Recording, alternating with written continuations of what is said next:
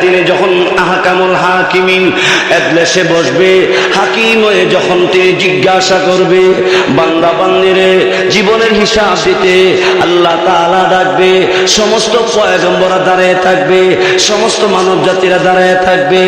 ওই কিয়ামতের কঠিন ময়দানে আল্লাহ রাব্বুল আলামিন তিনি যখন ধমক মারবে এমন ভয়াবহ অবস্থা হবে, মাথার উপরে আদাত উপরে সূর্যটা চলে আসবে, নিচে হবে তামা।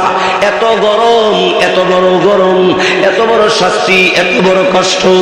এর ভিতরে আল্লাহ রাব্বুল আলামিন তিনি ডাক দিয়ে বলবে, এই বান্দা এবার হিসাব দেওয়ার জন্য আসো, হিসাব দেওয়া লাগবে। বান্দা বান্দি সকলে বলতে আরম্ভ করবে, ইয়া নাফসি ইয়া নাফসি ইয়া নাফসি নাফসি বলে কাঁদতে থাকবে। হযরতে আদম আলাইহিস সালাম তিনি বলবে ইয়া নাফসি, হযরতে নূহ পয়গম্বর বলবে ইয়া নাফসি ইয়া নাফসি, হযরতে ইব্রাহিম বলবে ইয়া নাফসি ইয়া নাফসি, নবীগণেরা বলবে ইয়া নাফসি ইয়া নাফসি। ভাইয়া বন্ধুরা আমার, সমস্ত নবীগণেরাও ইয়া নাফসি ইয়া নাফসি বলতে বলতে কাঁদতে থাকবে, কিন্তু একজন নবী তিনি উম্মতি উম্মতি বলে কাঁদবে। সুবহানাল্লাহ জোরে কোন। ভাইয়ের আমার, বন্ধুরা আমার, আদম আলাইহিস সালাতু ওয়াস সালাম তিনি আল্লাহ রাব্বুল আলামিনের ধমকের পরে হযরতে আদম নবী মাথাটা নিচু করে দিয়া এমনি দৌড়াইতে আরম্ভ করবে। হযরতে আদম আলাইহিস সালাতু ওয়াস সালাম দৌড়াইয়া আল্লাহ রাব্বুল আলামিনের জান্নাতের গেটের মধ্যে চলে আসবে। জান্নাতের গেটের মধ্যে এসে হযরতে আদম পয়গম্বর তাকায়া দেখবে জান্নাতের গেটের মধ্যে তালা লাগানো আছে। আদম পয়গম্বর জিজ্ঞাসা করবে, কি গো, জান্নাতের গেটের মধ্যে তালা লাগানো আছে, চাবিটা কার কাছে জানোনি? জান্নাতের ভিতর থেকে তখন আওয়াজ আসবে, কে গো, মান আনতা ওয়া মা ইসমুকা, কি নাম তোমার, পরিচয়টা দাও না। বাইরে থেকে বলবে, আনা আদম, আমি আদম আলাইহিস সালাতু ওয়াস সালাম। এমনি তখন ডাক দিয়ে বলবে, জান্নাতের ভিতর থেকে তখন আওয়াজ আসবে, আদম নবী কেন গো করো ডাকাডাকি? আদম আলাইহিস সালাতু ওয়াস সালাম তখন বলবে, ভয়াবহ হাসরের ময়দানে মানুষগুলি কাঁপতে আছে, মাথার গাম পায়ে পড়ে, কারো হাঁটু পানি, কারো কোমর পানি, কারো সাঁতার পানি, এই পরিমাণ ঘাম বের হয়ে আসতে আছে। এমন কঠিন ভয়াবহ অবস্থা। আমি আদম জান্নাতে প্রবেশ করার জন্য চলে আসছি, গেটটা একটু খুলে দাও। ভিতর থেকে তখন আওয়াজ আসবে, আদম নবী না গো, এখন জান্নাতের গেট খোলা হবে না, অপেক্ষা করো গো। এমনি নূহ আলাইহিস সালাতু ওয়াস সালাম ডাক দেবে, তোমরা কারা গো, জান্নাতের গেট খুলে দাও, আমি জান্নাতের ভিতরে প্রবেশ করব। ভিতর থেকে ডাক দিয়ে জিজ্ঞাসা করবে, মান আনতা ওয়া মা ইসমুকা, কে তুমি, কি নাম তোমার? আমার নাম নূহ নবী। এমনি জান্নাতের ভিতর থেকে আওয়াজ আসবে, নূহ নবী অপেক্ষা করো গো, এখন জান্নাতের গেট খোলা হবে না, অপেক্ষা করতে থাকো। আদম আলাইহিস সালামকে নিষেধ করা হবে, নূহ নবীকেও নিষেধ করা হবে। এমনি ভাবে সব পয়গম্বররা ডাকতে আরম্ভ করবে, কারোটাকে জান্নাতের গেট খুলবে না। এমন সময় জান্নাতের গেট বন্ধ। আদম আলাইহিস সালাম তখন তিনি ডাক দিয়ে বলবে, জান্নাতের গেট কেন খুলবা না? ভিতর থেকে আওয়াজ আসবে, আদম নবী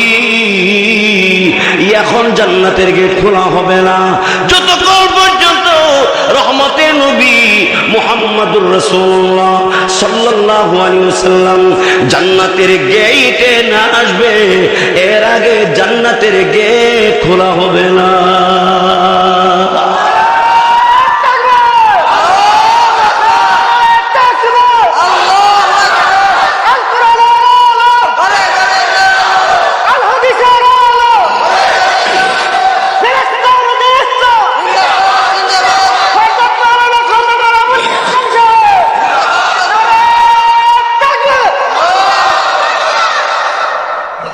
হযরতে আদম আলাইহিস সালাতু ওয়াস সালাম হতভম্ব হয়ে যাবে।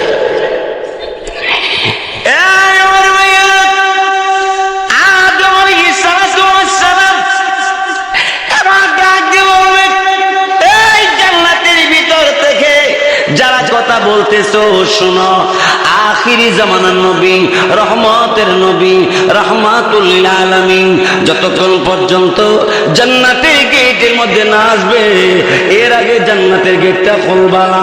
তাইলে বলে দাও, আখিরি জামানার নবী, রহমতের নবী, রাহমাতুল লিল আলামিন কোথায় আছে? এমনি জান্নাতের ভিতর থেকে আওয়াজ আসবে, আদম নবী জান্নাতের গেইটে চলে আসছো, তোমার উম্মতের কোনো খবর নাই। নূহ নবী গো জান্নাতের গেইটে চলে আসছো, তোমার উম্মতের কোনো খবর নাই। ইব্রাহিম নবী গো জান্নাতের গেইটে চলে আসছো, তোমার উম্মতের কোনো খবর নাই। এই আদম নবী রাহমাতুল লিল আলামিন আখিরি জামানার নবী, তিনি পাগল বেশে অনন্তকে সে গো উম্মতের জন্য উম্মতি উম্মতি বলে কানতে কানতে এক চতুর্বারে তিনি ওই ফুল চারাতের ফুলের গোড়াতে দাঁড়াইয়া আল্লাহ রাব্বুল আলামিনকে ডাক দেয়া বলে, প্রভু গো আমার গুনাহগার উম্মতকে তুমি আজ মাফ করে দাও, আমার গুনাহগার উম্মতকে তুমি আজ মাফ করে দাও। আল্লাহ রাব্বুল আলামিন কোন জবাব দেয় না। আমার নবী, আপনার নবী রাহমাতুল লিল আলামিন আল্লাহ রাব্বুল আলামিনকে আবার ডাক দিয়ে বলবে, প্রভু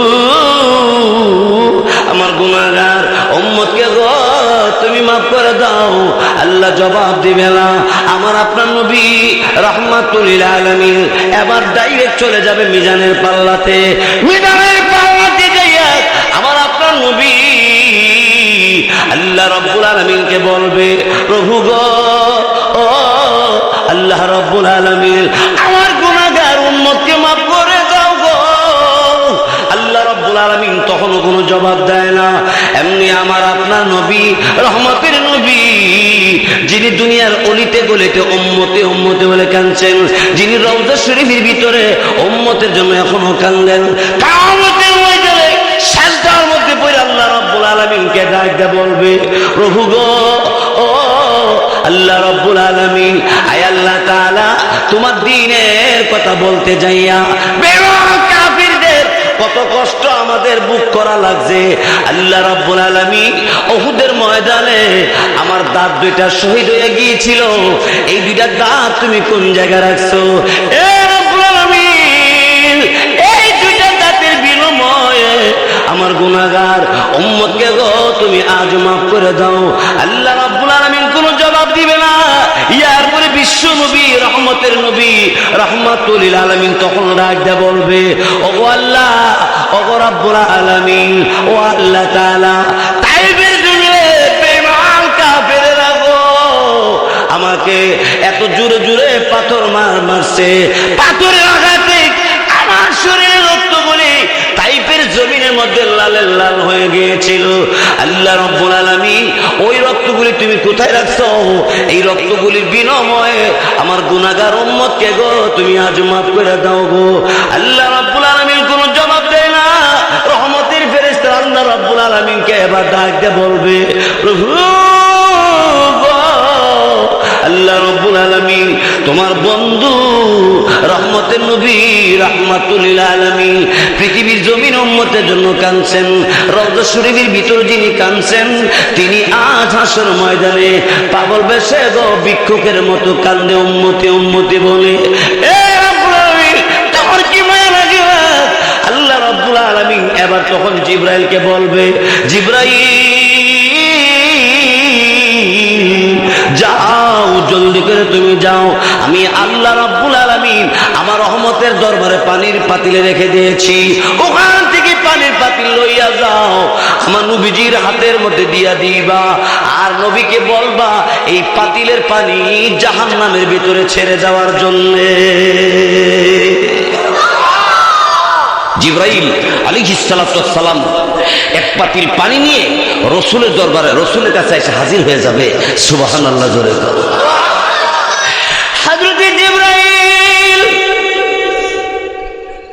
আমার আপনার নবীর পাশে দাঁড়াবে, ডাক দিও, ইয়া রাসূলুল্লাহ, ইয়া হাবিবাল্লাহ, আল্লাহ নবী আমি জিবরাইল আসছি, আর কত কাঁদবেন আপনি?